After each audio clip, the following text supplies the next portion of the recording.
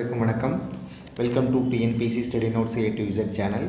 நம்ம சேனலில் பொது தமிழில் புதிய பாடத்திட்டத்தின் அடிப்படையில் சமச்சீர் கல்வி புத்தகத்தில் இருக்கக்கூடிய புக் பேக் ஆன்சர்ஸ் அண்டு ஒவ்வொரு பாடமும் நம்ம புதிய சிலபஸ்க்கு ஏற்ற மாதிரி எப்படி ப்ரிப்பேர் பண்ணணும்.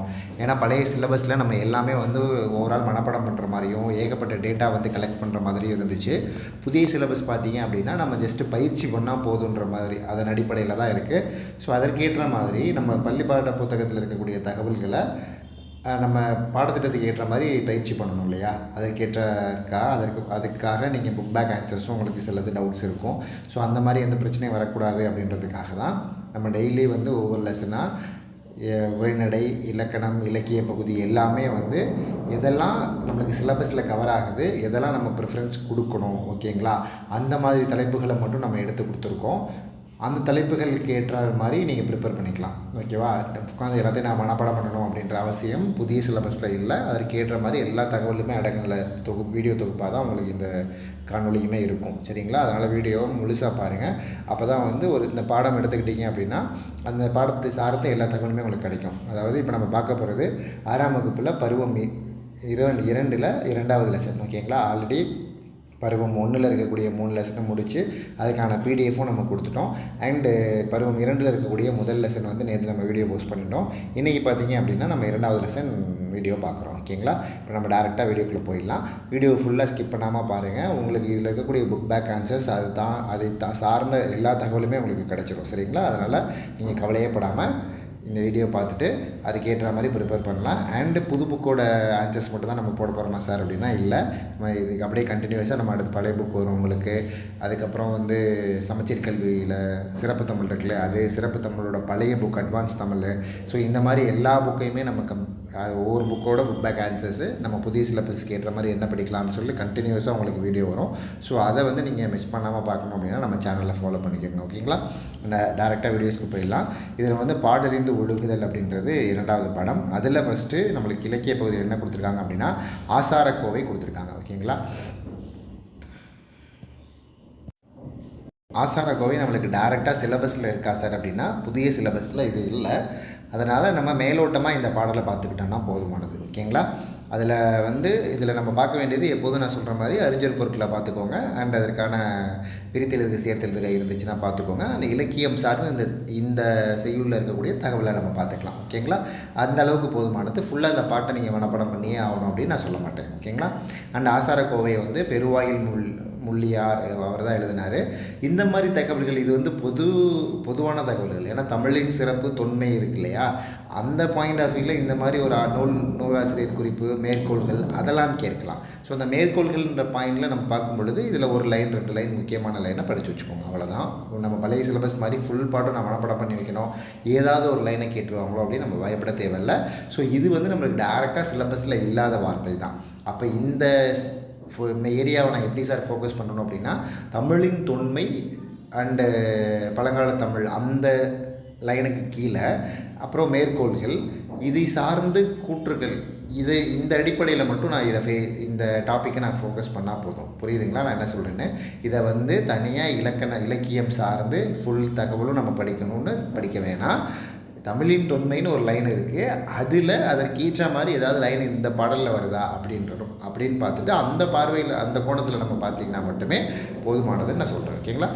மேலே பார்த்தீங்க அப்படின்னா இதில் இம்பார்ட்டண்ட்டாக நீங்கள் படிக்க வேண்டியது ஜஸ்ட் அன்லைன் பண்ணியிருக்கேன், அதை அப்படியே ஃபோக்கஸ் பண்ணிக்கோங்க. எப்போதுமே ஒரு நூல் ஆசிரியர் நம்மளுக்கு தெரிஞ்சுக்கணும், அது ரொம்ப முக்கியம், ஓகேவா? ஆசாரக்கோவை எழுதினது யாருன்னா பெருவாயின் முள்ளியார். நாம் ஒழுக்க நெறிகளை அறிந்தால் அவற்றை பின்பற்றி நல்வாழ்வு வாழ முடியும், ஓகேங்களா? நல்வாழ்வு வாழ்கிறதுக்கு ஒழுக்க நெறிகள் ரொம்ப முக்கியம், ஓகேங்களா? சொல்லும் பொருளும் பாருங்கள். நன்றி அறிதல் அப்படின்றது பிறர் செய்த உதவியை மறவாமை, ஒப்புரவு, எல்லோரையும் சமமாக பேணுதல், நட்டல், நட்பு கொள்ளுதல், ஓகேங்களா? எப்போதுமே நான் திரும்ப சொல்லிகிட்டு இருக்கேன், சொல்லும் பொருளும் முக்கியம்.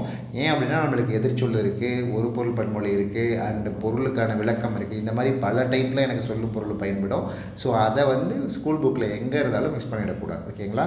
பட் இந்த பாட்டோட மீனிங் கீழே கொடுத்துருக்காங்க. இந்த பாடல் வரிகளை சும்மா ரீட் பண்ணிக்கோங்க. இது பெருவாயில் முள்ளியார்னு எழுதினார் அந்த அளவுக்கு தெரிஞ்சிருந்தாவே போதுமானது. ஃபுல்லாக மனப்பாடம் பண்ணணும் அவசியம் இல்லை, ஓகேங்களா? பெருவாயின் முள்ளியாரோட தகவல் பார்த்தீங்க அப்படின்னா அவர் வந்து பிறந்த ஊர் வந்து கயத்தூர். ஓகேங்களா. ஆசாரக்கோவை அப்படின்றதுக்கு விளக்கம் பார்த்திங்கன்னா நல் ஒழுக்கங்களின் தொகுப்பு. ஓகேவா. நல்ல ஒழுக்கங்களின் தொகுப்பு 11 கீழ்கணக்கு நூல்களில் ஒன்று. இந்த நூல் பார்த்திங்கன்னா 100 வெண்பாக்களை கொண்டது. ஓகேவா. 11 கீழ்கணக்கு நூல்களில் ஒன்று, 100 வெண்பாக்களை கொண்டது, நல்ல ஒழுக்கங்களின் தொகுப்பு. அவ்வளோதான். ஸோ ஜஸ்ட்டு தெரிஞ்சிக்க வேண்டிய தகவலாக சொல்கிறேன். ஓகேவா. அடுத்து கற்பவை கற்றபின்னில் இந்த பாடல் உணர்த்தக்கூடிய பொருளுக்கு பொருத்தமான திருக்குறளோட அதிகாரங்களுக்கு சும்மா நோட் பண்ணிடுங்க. நீங்கள் இந்த பாடலை படிச்சிங்கன்னா ரொம்ப ரொம்ப அருமையான பாடல். ஓகேங்களா. பிறருக்கு உதவி செய்ய கிட்டத்தட்ட எப்படி இருக்கணும் அப்படின்ற நெறிகளை சொல்லக்கூடிய பாடல் தான். ஸோ அதற்கு ஏற்ற மாதிரி இருக்கக்கூடிய அதிகாரங்களை தட்டில் மென்ஷன் பண்ணியிருக்கேன். ஸோ நான் பாடல் விளக்கம்லாம் ஏன் போகலை அப்படின்னா நம்மளுக்கு சிலபஸ்க்குள்ளே இல்லாதனால போகலை. ஜஸ்ட் நீங்கள் ரீட் பண்ணிக்கோங்கன்னு நான் உங்கள் ஆப்ஷன்ஸ்க்கு விட்டுறேன். ஓகேங்களா. சிலபஸ் சார்ந்து இருக்கக்கூடிய தகவல்கள் எல்லாமே நான் உங்களுக்கு கிளியராக எக்ஸ்பிளைன் பண்ணிடுறேன். ஓகேவா. அண்டு சரியான விடை தேர்ந்தெடுத்து பாருங்கள். பிறரிடம் நான் எப்படி பேச வேண்டும் அப்படின்னா இன்சொல் பேச வேண்டும். பிறர் நமக்கு செய்யும் தீங்கை பொறுத்து கொள்வது பொறை. ஓகேங்களா. அறிவுடைமை அப்படின்றது எப்படி பிரியும் அப்படின்னா அறிவு ப்ளஸ் உடைமைன்னு பிரியும். இவை எட்டும் என்பதை எப்படி சேர்த்து எழுதணும்னா இவை ப்ளஸ் எட்டும் அப்படின்றது இவை எட்டும். நன்றி அறிதலை வந்து எப்படி பிரிக்கலாம் அப்படின்னா நன்றி ப்ளஸ் அறிதல் அப்படின்னு பிரிக்கலாம். பொறையுடைமையை வந்து எப்படி பிரிக்கலாம் அப்படின்னா பொறை ப்ளஸ் உடைமை. ஓகே. பொறையுடைமையை எப்படி பிரிக்கலாம்னா பொறை ப்ளஸ் உடைமை. இது வந்து உடம்புடைமையில் வந்திருக்கு. ஓகேங்களா. இதெல்லாம் நான் உங்களுக்கு பழைய வீடியோவிலே கிளியராக எக்ஸ்பிளைன் பண்ணியிருப்பேன். நிறைய புணர்ச்சி விதி நம்ம பார்த்துட்டோம். அதெல்லாம் நீங்கள் அப்ளை பண்ணி பார்த்தீங்கன்னாவே உங்களுக்கு தெரிஞ்சிடும். இது ரொம்ப யதார்த்தமான விதி தான். உடல் மேல் உயிர் வந்து ஒன்றுவது இயல்பேல் உடல் உயிர்வரின் உட்குரல் மெய்விட்டோடும் அந்த விதிப்படி தான். ஓகேங்களா. இவை எட்டும் இதுவும் அண்ட் நன்றி அறிதல் இது மூணுமே பார்த்திங்கன்னா ஒரே விதி. ஐ வழி எவ்வும். ஓகேங்களா. அந்த விதிப்படி தான் இந்த மூன்றுமே புணர்ஞ்சிருக்கு. எப்போதுமே நீங்கள் பிரித்தெழுதுக சேர்த்தெழுதுக புணர்ச்சி விதிக்கு சேர்த்து பார்த்துக்கோங்க. நான் உங்களுக்கு பல தடவை சொல்லிட்டேன். பழைய வீடியோவில் உங்களுக்கு எக்ஸ்பிளைனும் பண்ணியிருப்பேன். இதில் எக்ஸ்பிளைன் பண்ணுறதுக்கு எதுவுமே இல்லை. ஏன்னா இது மூணோட விதியும் நம்ம போன லெசன்ஸ் எடுக்கிறப்போ அதில் வந்து ஆப்ஷன்ஸ்க்கு எக்ஸ்பிளைன் பண்ணியிருக்கோம். ஜஸ்ட் நீங்கள் போய் பார்த்துக்கோங்க, அப்ளை பண்ணிக்கோங்க. ஓகேங்களா. ஏன்னா ஈச் அண்ட் ஒவ்வொன்றுக்கும் நம்ம எக்ஸ்பிளைன் பண்ணோன்னா டைமில் எண்ட் ஆகிடும். அதுக்காக தான். ஓகேங்களா. ரொம்ப ஈஸியானது தான். ரொம்ப கஷ்டமான புணர்ச்சி விதி எதுவுமே இல்லை இதில். ஓகே. அடுத்த 2வது லெசன் பார்த்தீங்கன்னா இது ஒரு நாட்டுப்புற பாடல். ஓகேங்களா. ஏட்டில் எழுதப்படாத இசைப்பாடல்கள் தமிழில் ஏராளமாக உள்ளன. தமிழரின் பிறப்பு முதல் இறப்பு வரை ஒவ்வொரு நிகழ்விலும் பாடல்கள் முதன்மையான இடத்தை பெறுகிறது. நாட்டுப்புற பாடல்களே தமிழர்களின் வாழ்க்கை முறையை படம் பிடித்து காட்டுகின்றன. ஸோ இந்த மாதிரி சில ஸ்டாட்டிக் இன்ஃபர்மேஷன்ஸ் நம்ம பார்த்து தான் ஆகணும். இது வந்து ஏன்னா நம்மளுக்கு எங்கேனையா ஒரு இடத்துல கூட்டல் வச்சுட்டாங்க அப்படின்னா நம்ம தப்பு பண்ணிடக்கூடாது இல்லையா. அதற்காக சொல்கிறேன். நாட்டுப்புற பாடல்களே தமிழர்களின் வாழ்க்கை முறையை படம் பிடித்து காட்டுகின்றன அப்படின்ற அந்த ஸ்டேட்மெண்ட்டை பார்த்துக்கோங்க. இது ஒரு நாட்டுப்புற பாடல் தான். சொல்லும் பொருளை பொறுத்தளவில் நந்தவனம் அப்படின்றது பூஞ்சோலை, பார் அப்படின்றது உலகம், பண் அப்படின்னா இசை, இளைத்து அப்படின்னா பதித்து. ஓகேவா. நந்தவனம் பூஞ்சோலை பார் உலகம் பண் இசை இளைத்து பதித்து. ஓகேவா. ஏன் சொல்லும் பொருளும் பார்க்கணும் நான் பல தடவை எக்ஸ்பிளைன் பண்ணிட்டேன். ஸோ கன்ஃபார்ம் சொல்லும் பொருளும் நம்ம பார்க்கணும். ஏன்னா பண்ணெல்லாம் பார்த்திங்கன்னா ஒரு பொருள் பன்மொழியில் கேட்கலாம், பார் உலகம் கேட்கலாம். ஸோ இதெல்லாம் எதிர்ச்சொல்லில் கேட்கலாம். ஓகேங்களா. அதுக்கேற்ற மாதிரி நம்ம ப்ரிப்பேர் பண்ணிக்கணும். அவ்வளோதான். நந்தவனம் பூஞ்சோலை, பார் உலகம், பண் வந்து இசை, இளைத்து பதித்து. தொகைச்சொற்கள் எப்போதுமே நீங்கள் பார்த்துக்கிறது பெட்டர். முத்தேன் அப்படின்னா கொம்புத்தேன், மலைத்தேன், பசுத்தேன், முக்கணி மாப்பழா வாழை, முத்தமிழ் வந்து இயல் இசை நாடகம். ஸோ ரொம்ப யதார்த்தமான நாட்டுப்புற பாடல் தான். ஸோ அதற்கான விளக்கம் கொடுத்துருக்காங்க, பார்த்துக்கோங்க. ஜஸ்ட் ரைட் பண்ணிக்கோங்க. அடுத்து பார்த்திங்கன்னா தாலாட்டு அப்படின்றது வாய்மொழி இலக்கியங்களுள் ஒன்று. இது வந்து பிரித்தெழுதுக அடிப்படையில் நம்ம இதை பார்த்துக்கணும். ஓகேங்களா. தாள் என்பது நாக்கு என்று பொருள். நாவை அசைத்து பாடுவதால் தாலாட்டு. தாலாட்டை எப்படி சார் பிரிக்கலான்னு கேட்டாங்கன்னா தாள் ப்ளஸ் ஆட்டு. ஓகேங்களா. குழந்தையின் அழுகையை நிறுத்தவும் தூங்க வைக்கவும் இனிய ஓசையுடன் பாடப்படுவது தாலாட்டு அப்படின்னு சொல்லி எக்ஸ்பிளைன் பண்ணுறாங்க. ஓகேங்களா. அண்ட் இதில் கற்ற பின் பார்த்தீங்கன்னா உங்கள் பகுதியில் பேசப்படும் பழமொழிகள் சொல்லியிருக்காங்க. ஜஸ்ட்டு சும்மா எக்ஸாம்பிளுக்கு எடுத்துக்காட்டுக்கு ஒரு 3 பழமொழி கொடுத்துருக்கேன். அண்ட் ஏன்னா பழமொழி நம்மளுக்கு டேரெக்டாக சிலபஸில் இருக்கிறனால இதெல்லாம் மென்ஷன் பண்ணி கொடுத்துருக்கேன். புரியுதுங்களா. நம்மளுக்கு பழமொழி டேரெக்ட் சிலபஸ் வார்த்தை. ஸோ அதனால் கொடுத்துருக்கேன். அதை பார்த்துக்கணும். புரியுதா. ஏன் சார் இதெல்லாம் கொடுத்துருக்கீங்க அப்படின்னா ஜஸ்ட்டு இது மாதிரி நீங்கள் இது ரொம்ப ஈஸியான பழமொழி நான் கொடுத்துருக்க 3மே. கட்டோனுக்கு சென்ற இடமெல்லாம் சிறப்பு, வல்லவனுக்கு புல்லும் ஆயுதம். ஸோ இதெல்லாம் ரொம்ப ஈஸியான பழமொழி. இதை சார்ந்து நீங்கள் பல முக்கியமான இது இப்படி ஒரு பழமொழிகளை சர்ச் பண்ணும்போது எக்ஸ்ட்ரா உங்களுக்கு தெரியாத பழமொழி கூட நீங்கள் படிப்பீங்க இல்லையா. அதற்காக தான். ஓகேங்களா. அது ஜஸ்ட் நீங்களே ரீட் பண்ணிக்கோங்க. அது சரியான விடை பார்த்திங்கன்னா பாட்டு இசைத்து. ஓகேங்களா, அது எப்படி பிரியுது அப்படின்னா பாட்டு ப்ளஸ் இசைத்து. ஓகேங்களா, பாட்டு இசைத்து பாட்டு ப்ளஸ் இசைத்துன்னு பிரியுது. கண்ணுரங்கு கண் ப்ளஸ் உரங்கு.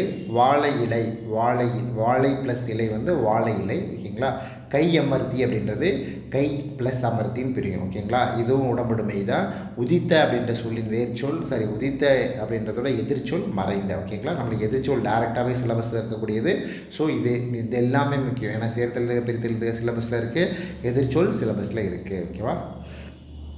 அண்டு இந்த இதில் பார்த்தீங்கன்னா மோனை கேட்டிருக்காங்க. உங்களுக்கு மோனைனா முதல் எழுத்து ஒன்றி வருது. அது இந்த பாடலில் இருக்கக்கூடிய உங்களுக்கு மோனைனா என்னென்னு தெரிஞ்சுக்கணும், அவ்வளோதான், அதுக்காக கொடுத்துருக்கேன்.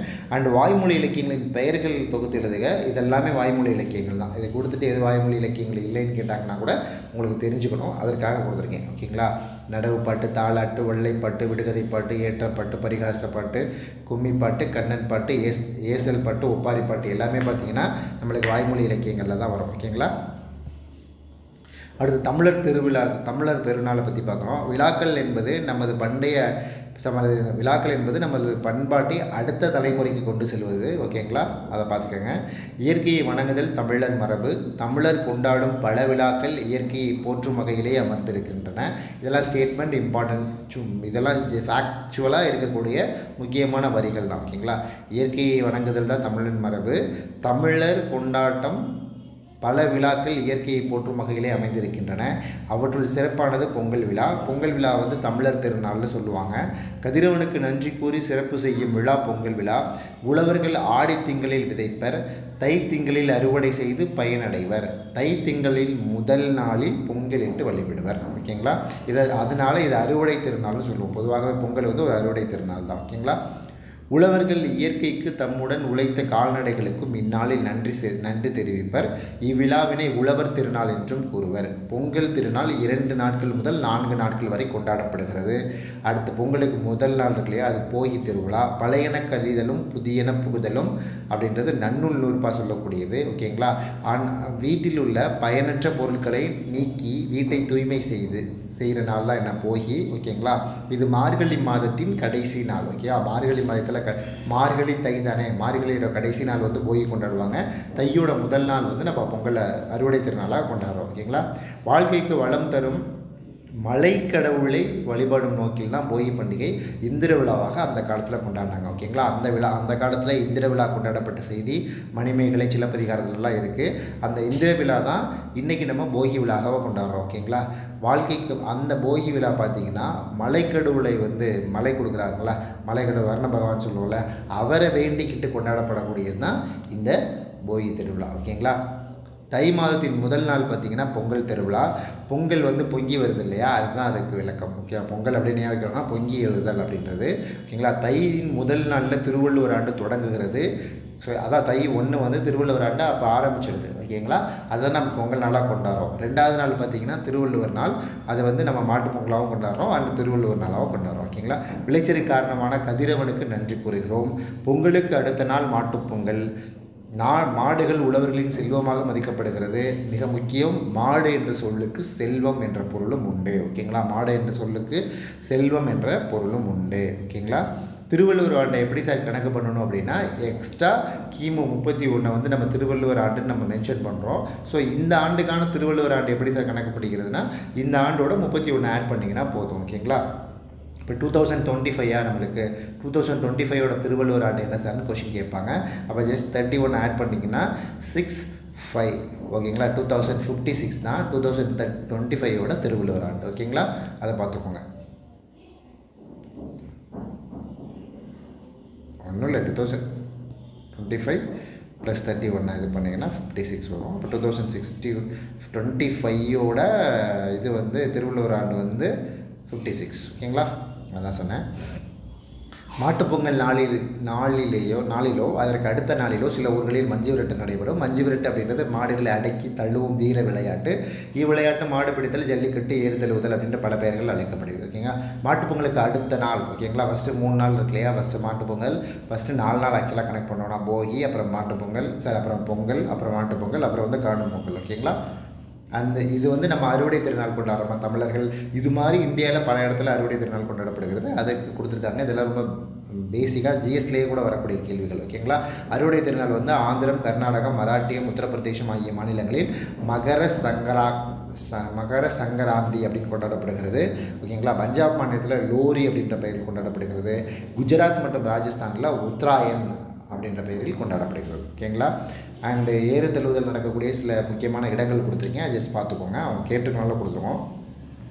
அது சரியான விடையில் வந்து கதிர் முற்றியதும் அறுவடை செய்வர், விழா காலங்களில் வீட்டின் வாசலில் தோரணம் கட்டுவர், பொங்கல் ப்ளஸ் அன்று அப்படின்றது பொங்கல் என்று அப்படின்னு சேர்ந்து வருது. போகி பண்டிகை எப்படி சார் பிரிக்கலாம்னா போகி ப்ளஸ் பண்டிகைன்னு பிரிக்கலாம். பழையன கழிதலும் புதியன புகுதலும் அப்படின்றது நம்மளுக்கு தெரியும். நன்னும் நூறுப்பா, அதுதான் கொஷின். பச்சை பசேல் என்ற வயலை காண இன்பம் தரும் அப்படின்றது கொடுத்துருக்காங்கல்ல, அதுக்கேற்ற மாதிரி எதிர்ச்சூழலில் கேட்குறாங்க. அப்போ பட்டு போன மரத்தை பார்த்தா நம்மளுக்கு துன்பம் தரும். ஓகேங்களா. அண்டு சொற்றொடர் அமைத்திருதுக ஜஸ்ட் சும்மா கொடுத்துருக்கேன், அது நீங்கள் எப்படி வேணாலும் பார்த்துக்கலாம். எல்லாத்துக்கும் ஆன்சர் எழுதும்போது சொற்றொடரும் எழுதுவோம் அப்படின்றதுக்காக டைப் பண்ணியிருக்கேன். அடுத்து மனம் கவரும் மகாபலிபுரம். இது வந்து இந்த தகவல் வந்து நீங்கள் தமிழில் படிக்காட்டி கூட GS point of view use ஆகும். ஸோ இந்த லெசனை கொஞ்சம் படிச்சுக்கோங்க. கலைகளும் இலக்கியங்களும் தான் நம் நாட்டின் பண்பாட்டையும் நாகரிகத்தையும் உலகிற்கு உணர்த்துகின்றன. ஓகேவா. உலகிற்கு உணர்த்தக்கூடியது இதெல்லாம் ரொம்ப நார்மலாகவே இந்த கொஷின்லாம் இந்த மாதிரி டைப் ஆஃப் கொஷின்ஸ் ஒரு கொஷின் வைக்கிறாங்க, அவள் பார்த்துக்கணும். அப்போ கலைகளும் இலக்கியங்களும் தான் நம் நாட்டின் பண்பாட்டையும் நாகரிகத்தையும் உலகிற்கு உணர்த்துகின்றன. ஓகேங்களா. அண்ட் இந்த லெசனில் பார்த்தீங்கன்னா பல்லவ மன்னன் நரசிம்ம பல்லவன் வந்து அவரே டைரெக்டாக பேசுகிற மாதிரி இந்த லெசன் இருக்கும். ஓகேங்களா. பல்லவ மன்னன் நரசிம்மவர்மன் அவர் வந்து மறுப்போரில் சேர்ந்தவன். அதனால் பார்த்தீங்கன்னா அப்படின்னா அவரை மாமல்லன்னு சொல்லுவாங்க. ஓகேங்களா. 2 நரசிம்மவர்மன் இருப்பாங்க. ஃபஸ்ட்டு நரசிம்மன் தான் இவர். ஓகேங்களா. முதலாம் நரசிம்மவர்மன் இவர். முதலாம் நரசிம்மவர்மனோட சிறப்பு பேர் தான் என்னென்னா மாமல்லன். ஓகேங்களா. ஒரே பாறையில் செதுக்கி செய்யப்பட்ட கோயில் தான் கோயிலை பற்றி பேசுகிறாங்க. அங்கே இருக்க ஒரு ரத கோயில் இருக்கும் மகாபலிபுரத்தில். அந்த மகாபலிபுரத்தில் இருக்கக்கூடிய ரத கோயில் பார்த்திங்கன்னா ஒரே கல்லில் செதுக்கப்பட்டது. ஓகேங்களா. மொத்தம் 5 ரதங்கள் வந்து அங்கே இருக்குது. அந்த 5 ரதங்கள் உள்ளதால் அந்த இடத்த என்ன சொல்லுவாங்கன்னா பஞ்சபாண்டவர் ரதம்னு சொல்லுவாங்க.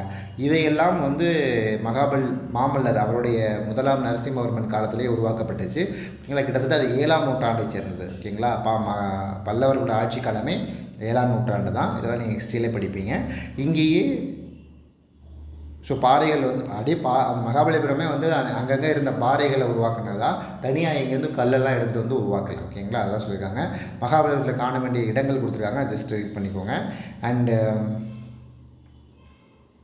பல்லவ நாட்டை ஆட்சி செய்தவர் மகேந்திரவர்ம பல்லவர் இருப்பார். ஆக்சுவலாக சிம்ம விஷ்ணு அப்புறம் மகேந்திரவர்ம பல்லவன் அந்த லிஸ்ட்டெல்லாம் உங்களுக்கு தெரியும். பல்லாவாஸ் படிக்கிறீங்களா, அதில் மகேந்திரவர்ம பல்லவன் அவர் தான் ஃபஸ்ட்டு இந்த நகரத்தை கட்டமைக்க ஆரம்பிப்பார் மகாபலிபுரத்தை. அதுக்கப்புறம் யார் இருப்பா அப்படின்னா மாமல்லர் அப்படின்ற சொல்லக்கூடிய முதலாம் நரசிம்மவர்மன். அதுக்கப்புறம் பராந்தங்கள்லாம் வருவாங்க. அதுக்கப்புறம் செகண்ட் நரசிம்மவர்மன் வருவாங்க. அப்படியே அந்த ஹிஸ்ட்ரியை பார்த்துக்கோங்க, அதை இங்கே சொல்லியிருக்காங்க. ஓகேங்களா. கிட்டத்தட்ட 4 தலைமுறை சேர்ந்து இந்த மகாபலிபுரத்தை உருவாக்குனதாக அவர் சொல்கிறார்.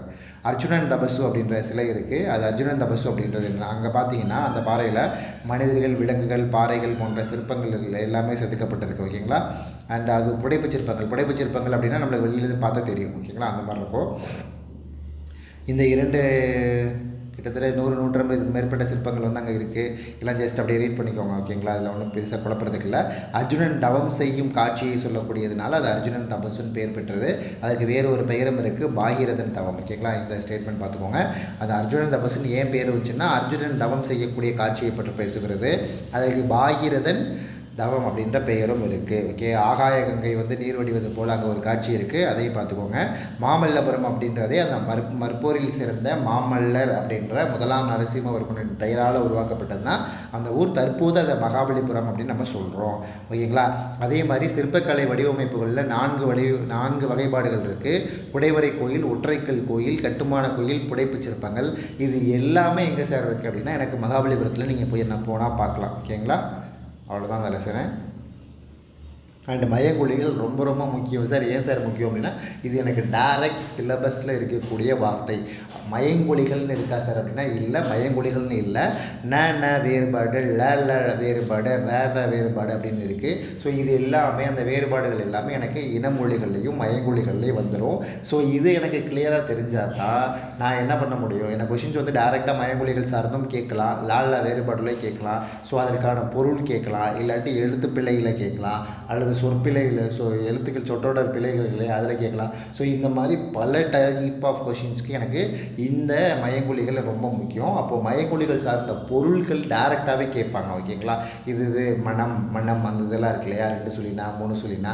ஸோ அதெல்லாம் நீங்கள் டிஃபால்ட்டாக படித்து தான் ஆகணும். அது நம்ம மனப்பாடம் பண்ணி தான் ஆகணும். முடிஞ்ச அளவுக்கு நானும் ஒரு சில எக்ஸாம்பிள்ஸ் உங்களுக்கு நீங்கள் கொடுத்துருக்கேன். இதுக்கு ஏற்ற மாதிரி இதை தாண்டி நீங்கள் ரெஃபரன்ஸ் பண்ணிக்கணும். அண்ட் நம்ம போக போக ஏகப்பட்ட நம்மளுக்கு பல ஸ்கூல் புக்லேயே வந்து நிறைய டேட்டாஸ் இருக்கும். நம்ம அதே கொடுக்க தான் போகிறோம். நீங்கள் அதே ரெஃபர் பண்ணிக்கலாம். ஓகேங்களா.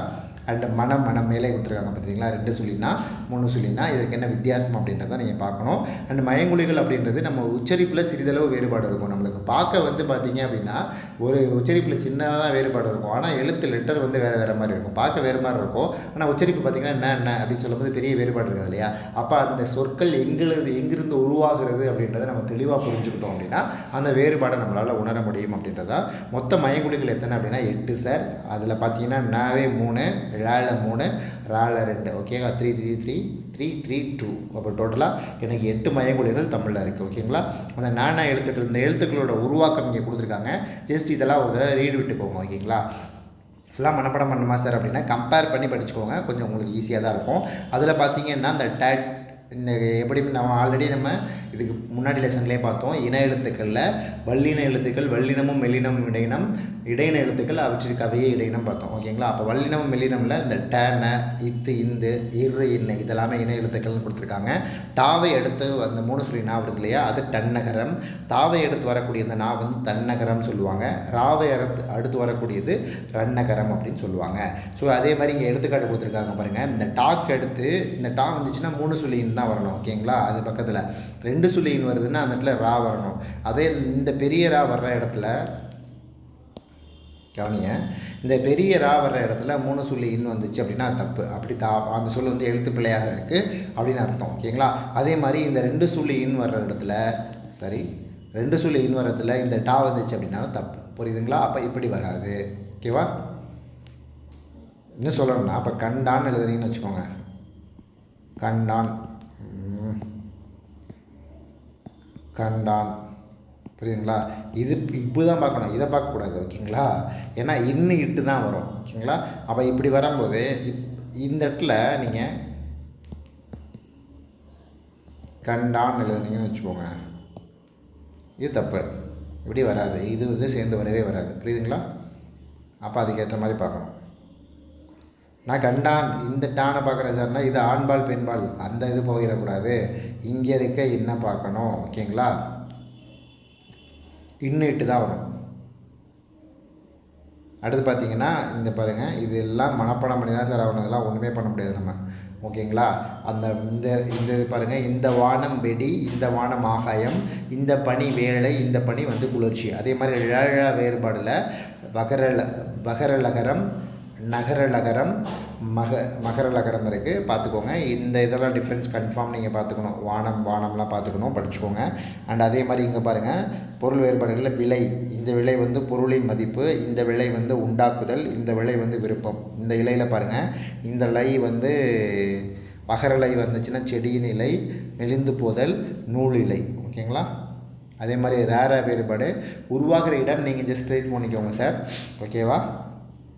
ராராவில் வந்து இந்த ராக்கு இடையின ரகரம்னு பேர், இந்த ராக்கு வந்து வல்லின ரகரம்னு பேர். ஓகேங்களா. அதுக்கும் பார்த்திங்கன்னா ஏரி நீர்நிலை அண்டு இந்த ஏரி பார்த்திங்கன்னா மேலே ஏரி, இந்த ஏரி இது பார்த்துக்கோங்க. இது பல தடவை டிஎன்பிசியில் கேட்ட கொஷின்னு. ஓகேவா. மிக மிக மிக முக்கியம். இந்த கூரை வந்து இந்த ரை தான் வீட்டின் மேற்கூரை. ஓகேங்களா. இந்த ரை பார்த்திங்க அப்படின்னா புடவை. ஓகேங்களா. இந்த நிறைய பேர் வந்து இந்த ரையை வந்து வீட்டின் மேற்கூரைன்னு நினச்சிடுவாங்க. இது வீட்டின் மேற்கூரை கிடையாது. ஓகேங்களா. இது வந்துச்சுன்னா புடவை, இதுதான் வீட்டின் மேற்கூரை. புரியுதா.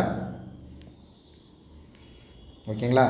அடுத்து இங்கே பாருங்கள், இந்த ழ வேறுபாடுக்கு சில எடுத்துக்காட்டு கேட்டிருக்காங்க. அதுக்கு நான் இங்கேருந்து கொடுத்துருக்கேன். ஓகேங்களா. கிட்டத்தட்ட ஒரு 4-5 கொடுத்துருப்பேன்னு நினைக்கிறேன். 5க்கு மேலே கொடுத்துருக்கேன். அது ஜஸ்ட்டு ரீட் பண்ணிக்கோங்க. ஓகேங்களா. இங்கே பாருங்கள், இந்த அழகு இருக்கு இல்லையா,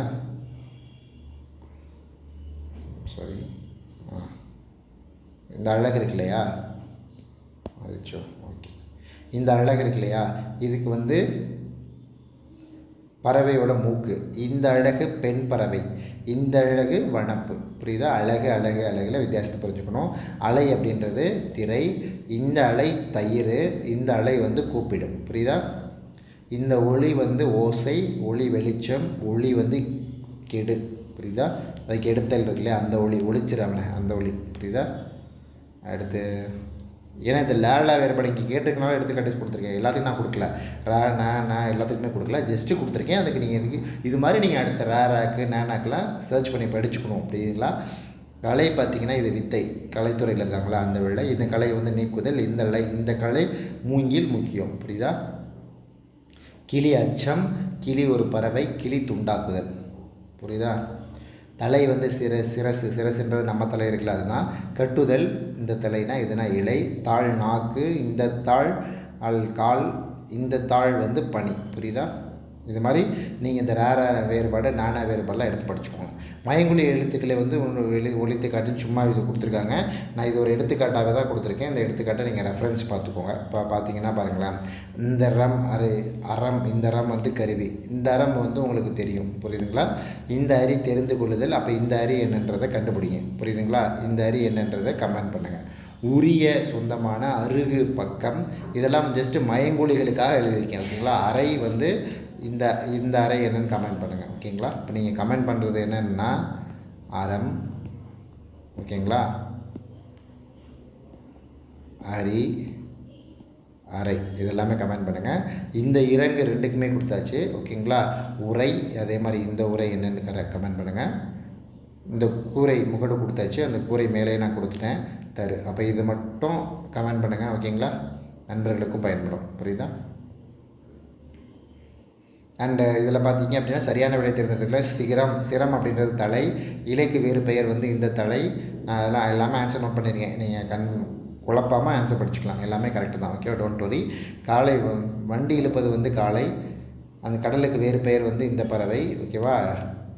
வானில் பறவை வந்து வானில் பறந்தது, கதவை மெல்ல திறந்தான், பூ மனம் வீசும், புலியின் கண் சிவந்து காணப்படும், குழந்தைகள் பந்து விளையாடினார், வீட்டு வாசலில் கோலம் போட்டாங்க, ஓகேங்களா? அதே மாதிரி இதில் இருக்கக்கூடிய எழுத்துப்பிழை, மயங்குழி எழுத்துப்பிழை, நம்மளுக்கு எழுத்துப்பிழையும் டேரெக்டாக சிலபஸில் இருக்கு இல்லையா? அப்போ அதற்கேற்ற மாதிரி நம்ம இதை படிக்கணும், ஓகேங்களா? அப்போது எனக்கு மயங்குழிகள் வந்து டேரெக்டாக தான் கொஷின் நான் அணுகணுமா சார் அப்படின்னா இல்லை, எழுத்துப்பிழையிலையும் அது கேட்குறதுக்கு வாய்ப்பு இருக்குது. ஸோ அந்த பிழையும் உங்களுக்கு நான் மாற்றி கொடுத்துருக்கேன், ஓகேவா? அதுக்கேற்ற மாதிரி பார்த்துக்கோங்க.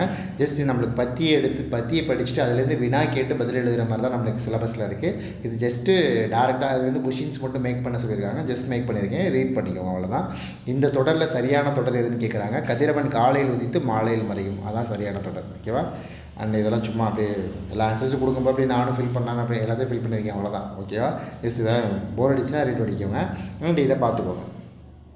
புதிய சொற்கள் உருவாக்குறது நம்மளுக்கு இருக்குது. ஸோ அவங்களே ஒரு எக்ஸாம்பிள் கொடுத்துட்டாங்க, அதுக்கேற்ற மாதிரி பல்லுண்டு பல்லில்லை, மின்னுண்டு மின்னில்லை, மண்ணுண்டு மண்ணில்லை அப்படின்னு நம்ம பிரித்து எழுதியிருக்கோம். அதை அப்படியே பார்த்துக்கோங்க, ஓகேங்களா? ஜஸ்ட்டு ரீடு விட்டுக்கோங்க. ஆன்சர்ஸ் வந்து இதுதான், பல்லுண்டு மின்னுண்டு மண்ணுண்டு, பல்லில்லை மின்னில்லை மண்ணில்லை, ஓகேவா? அண்டு கட்டம்லாம் வேணாம், சும்மா ஜாலி, இதெல்லாம் விளையாண்டேன் நானும், சும்மா ஜாலியாக விளையாண்டு பார்த்தது தான், ஓகேவா? அண்டு மிக மிக மிக மிக முக்கியம், எல்லாத்துலேயும் நம்மளுக்கு கலைச்சொற்கள் படித்து தான் ஆகணும். வெல்கம் நல்லரவு, வெல்கம் வந்து நல்வரவு, ஸ்கல்ப்சர்ஸ் வந்து சிற்பங்கள், சிப்ஸ் சில்லு, ரெடிமேட் ட்ரெஸ் வந்து ஆயத்த ஆடை, இதெல்லாம் பார்த்துக்கோங்க. ஆயத்த ஆடை கன்ஃபியூஸ் பண்ணிவிடுவோம். மேக்கப் வந்து ஒப்பனை, டிஃபன் சிற்றுண்டி, ஓகேவா? எல்லாம் இது முக்கியம் சார். கலைச்சொற்கள் நம்மளுக்கு டைரக்ட் சிலபஸ் வார்த்தை, ஸோ கன்ஃபார்ம் படிச்சுக்கணும். திருக்குறள் பொறுத்தளவில் நம்மளுக்கு சிலபஸில் இருக்கக்கூடிய திருக்குறளுக்கு ரொம்ப முக்கியத்துவம் கொடுத்து படிக்கணும். அப்புறம் திருக்குறள் சார்ந்த பொதுவான தகவல்களை நம்ம படித்து தான் ஆகணும், ஓகேங்களா? அதில் பார்த்தீங்க அப்படின்னா உலகில் வாழும் மக்கள் அனைவரும் சிறப்பான அறங்களை வலியுறுத்தியவர் யாருன்னா வள்ளுவர், ஓகேங்களா? இந்த விருந்தோம்பல் அதிகாரம் நம்மளுக்கு சிலபஸில் டைரெக்டாக இருக்குது, ஸோ நம்ம படிச்சுக்கணும். விருந்து புறத்தா தானுண்டல் சாவா மருந்தினும் வேண்டார் பாட்டன்று அப்படின்றது அமிழ்தமே ஆனாலும் விருந்தினர் இருக்கும் பொழுது தான் மட்டும் உண்பது விரும்பத்தக்கது அன்று, ஓகேவா? மோப்ப குலையும் அனிச்சம் முகந்திருந்து நோக்க குலையும் விருந்து. அப்போது மோந்து பார்த்தால் அனிச்ச மலர் வாடிவிடும், அதுபோல் நம் முகம் மாறினாலே வந்து என்ன, விருந்தினரோட உள்ளம் வாடிவிடுமா, ஓகேங்களா? விருந்தோம்பல் பற்றி நம்மளுக்கு இந்த விருந்தோம்பல் அதிகாரம் ஃபுல்லாகவே படிக்கணும். அதில் நம்ம ஸ்கூல் புக்கில் இருக்கிறனால இந்த திருக்குறள் ரொம்ப முக்கியம், ஓகேங்களா? இந்த அதிகாரம் நம்மளுக்கு டைரக்ட் சிலபஸ் அதிகாரம், ஸோ அதை கேட்ட மாதிரி நீங்கள் ப்ரிப்பேர் பண்ணணும், புரியுதா? விருந்து புறத்தா தானுண்டல் சாவா மருந்தினும் வேண்டார் பாட்டு மோப்பக்குலையும் அடித்தம் முகந்திருந்து நோக்கக்குலையும் விருந்து. ஸோ மற்ற திருக்குறளில் சும்மா படிச்சுக்கோங்க, ரீட் விட்டுக்கோங்க. அண்ட் ஊக்கமுடைமை வந்து நம்மளுக்கு டேரெக்டாக சிலபஸில் இருக்கக்கூடிய அதிகாரம்னால அதுவும் ரொம்ப முக்கியம். ஓகேங்களா? உள்ளமுடைமை உடைமை பொருளுடைமை நில்லாது நீங்கிவிடும் அப்படின்றது ஊக்கமே நிலையான செல்வம், மற்றவை எல்லாம் நிலைத்து நில்லாமல் அழிந்துவிடும். ஓகேங்களா? ஆக்கம் அதர்வினாய் செல்லும் அசைவு இல்லா ஊக்கம் உடையான் உலையில் பார்த்திங்கன்னா தளராத ஊக்கமுடையவன்ட்டு ஆக்கமே தானாக வழி கேட்டு வந்தடையும் அப்படின்னு சொல்கிறாங்க.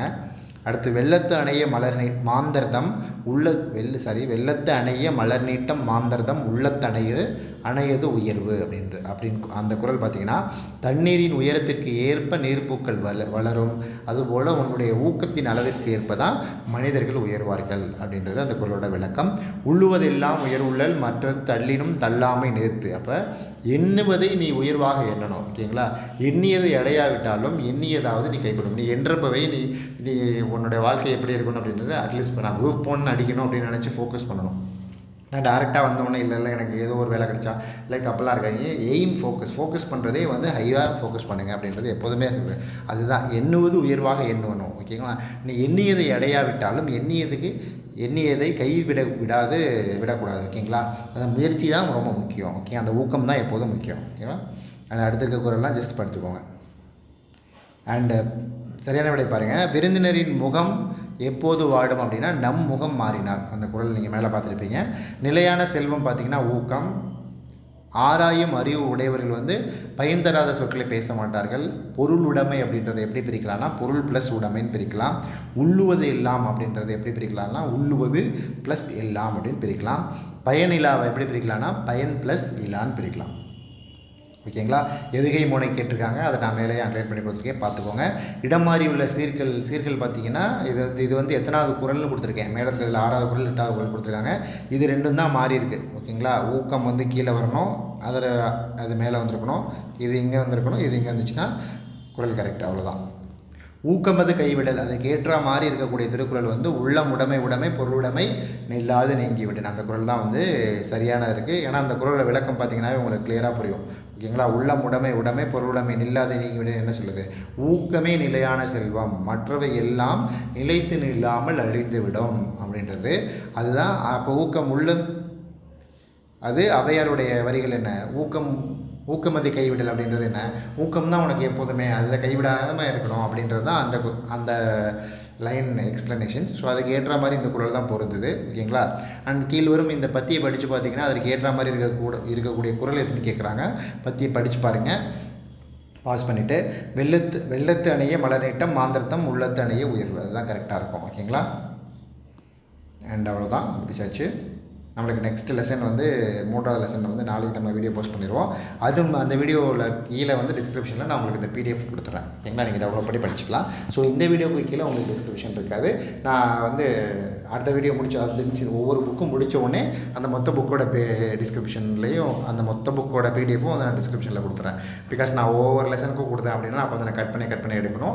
ஆஃப்டர் தட் மேபி நான் வந்து நாளைக்கு 3rd வீடியோ போஸ்ட் பண்ணதுக்கப்புறம் இந்த 3வது லெசன் முடிச்சதுக்கப்புறம் இந்த புக்கில் இருக்க PDF வேணால் ஒவ்வொரு வீடியோ கீழே வேணால் டிஸ்கிரிப்ஷனில் நான் கொடுக்குறேன். அதுக்கேற்ற மாதிரி நீங்கள் பார்த்துக்கோங்க. ஓகேங்களா? அண்ட் இல்லை உங்களுக்கு இதில் PDFல டிஸ்கிரிப்ஷன் இல்லைன்னா நாளைக்கு 3rd லெசனுக்கு கீழே இருக்கும். ஓகேங்களா? இது 2nd லெசன் தான். ஸோ இந்த புக்கு எப்போ எந்த லெசன் முடியுதோ அது கீழே கன்ஃபார்ம் வந்து PDF இருக்கும். ஸோ நீங்கள் டெவலப் பண்ணிக்கலாம் அண்ட் நண்பர்களுக்கு ஷேர் பண்ணலாம். ஓகேங்களா? நான் திரும்பவும் சொல்கிறது, நம்ம புது சிலபஸ்க்கு ஏற்ற மாதிரி நம்மளை மாற்றிக்கோங்க. பழைய சிலபஸ்க்கு ஏற்ற மாதிரி என்ன படிச்சுட்டு இருக்காதிங்க. கொஸ்டினும் மாறிடுச்சு. ஓகேங்களா? அதுக்கு ஏற்ற மாதிரி நம்ம ப்ரிப்பேர் பண்ணோம். அதனால தான் நான் இலக்கண பகுதிக்கு அதிக முக்கியத்துவம் கொடுத்து உங்களுக்கு நீங்கள் ஆன்சர்ஸ்லாம் எதுவும் குழப்பக்கூடாது. நிறைய இடத்துல ஒவ்வொருத்தவங்க ஒவ்வொரு ஆன்சர்ஸ் போடுவாங்க. பிரித்தலுக்கு சேர்த்துக்கு நிறைய கன்ஃபியூஷன்ஸ் இருக்கும். ஸோ இதெல்லாமே இருக்கக்கூடாது அப்படின்றதுக்காக நான் உங்களுக்கு புணர்ச்சி விதியுமே எக்ஸ்பிளைன் பண்ணி சொல்கிறேன். இன்றைக்கி நம்ம புணர்ச்சி விதி ரொம்ப கம்மியாக தான் பேசியிருப்போம். பிகாஸ் நம்ம இது எல்லாமே ஆல்ரெடி 6th ஃபஸ்ட் லெசனில் 2nd லெசனில் 3rd லெசன்லாம் பேசின புணர்ச்சி விதிகள் தான். ஸோ அதுலேருந்து ரிஃப்ளெக்ட் ஆன பதில்கள் மாதிரி தான் இருக்குது. நான் புதுசாக நம்ம சொல்கிறதுக்கான இதில் எந்த விதியுமே இல்லை. ஸோ நான் அதனால் உங்களுக்கு அந்த விதிகள்லாம் கன்ஃபார்ம் புரிஞ்சிருக்கும், தெரிஞ்ச விதிகள் தானே அப்படின்னு நான் ஸ்கிப் பண்ணிட்டு வந்துட்டேன். ஓகேங்களா? டிஃப்ரெண்ட்டாக இருக்க புணர்ச்சி விதியை நானே உங்களுக்கு சொல்லுவேன். ஸோ இப்போ நம்ம பார்த்த எல்லா புணர்ச்சி பிரித்தலை சேர்ந்ததுலையுமே ரொம்ப இயல்பாகவே ஒன்று என்ன உடம்புடு மெய்யாக இருக்குது, இல்லாட்டி வந்து உயிர் வரையின் குரல் மெய் விட்டோடும் உடல் மேல் உயிர் வந்து ஒன்றுவது இயல்பே இருக்குது, இல்லாட்டி ரொம்ப இயல்பு புணர்ச்சியாக அதுவே இணைந்து புணர்ந்துருது. அவ்வளோதான். இந்த 4 கான்செப்ட்டுக்குள்ளே தான் ரிப்பீட்டடாக நம்மளுக்கு ஆன்சர்ஸ் வந்துச்சு. ஸோ அதனால தான் நம்ம தனியாக புணர்ச்சின்னு எக்ஸ்பிளைன் பண்ணலாம். ஓகேங்களா? அண்ட் இந்த வீடியோ பயனுள்ளதாக இருக்கும் நம்புகிறேன். மேலும் இது போன்ற தகவல்களுக்கு நம்ம சேனலை ஃபாலோ பண்ணிக்கங்க. கன்ஃபார்ம் நண்பர்களுக்கு ஷேர் பண்ணுங்கள். அதே மாதிரி நான் சொன்ன மேலே இருக்கக்கூடிய அந்த லால வேறுபாடு அந்த ஆறாமத்தெல்லாம் இருக்கு இல்லையா, அதுக்கு கமெண்ட் பண்ணுங்கள். ஓகேங்களா? அண்ட் நம்ம வந்து ஒரு டெஸ்ட் பேட்ச் கனெக்ட் பண்ணிகிட்ருக்கோம் குரூப் 4. அதில் ஜாயின் பண்ணுறவங்களுக்கும் நான் லிங்க் கீழே டிஸ்கிரிப்ஷனில் கொடுக்குறேன். And already test batch start ஆகிடுச்சு. நாளையிலேருந்து அதாவது படிக்க லெசன்ஸ் கொடுத்தாச்சு. 20லேருந்து 23rd நம்மளுக்கு டெஸ்ட் பேட்ச் ஸ்டார்ட் ஆகுது. ஸோ அதுக்கேற்ற மாதிரி நீங்கள் பிளான் பண்ணிக்கலாம். ஸோ அதுக்கு மறக்காமல் ஜாயின் பண்ணிவிடுங்க. நண்பர்களுக்கு ஷேர் பண்ணுங்கள். நான் அப்புறம் வந்து நம்ம சேனல்லே வந்து டெய்லி ஒரு ஸ்கீம்ஸும் நம்ம ஸ்கீமை பற்றி கிளியர் எக்ஸ்ப்ளனேஷன்ஸோட வீடியோஸ் போட்டிருக்கோம். நீங்கள் அதையும் பாருங்கள். ஓகேங்களா? அண்ட் உங்களோட சப்போர்ட் ரொம்ப முக்கியம். அதனால் கன்ஃபார்ம் நண்பர்களுக்கு ஷேர் பண்ணுங்கள். அண்ட் இந்த வீடியோ பயனுள்ளதாக இருக்கும் நம்புகிறேன். நம்ம அடுத்த லெசனில் வந்து சந்திப்போம். ஓகேவா? நன்றி. தேங்க்யூ.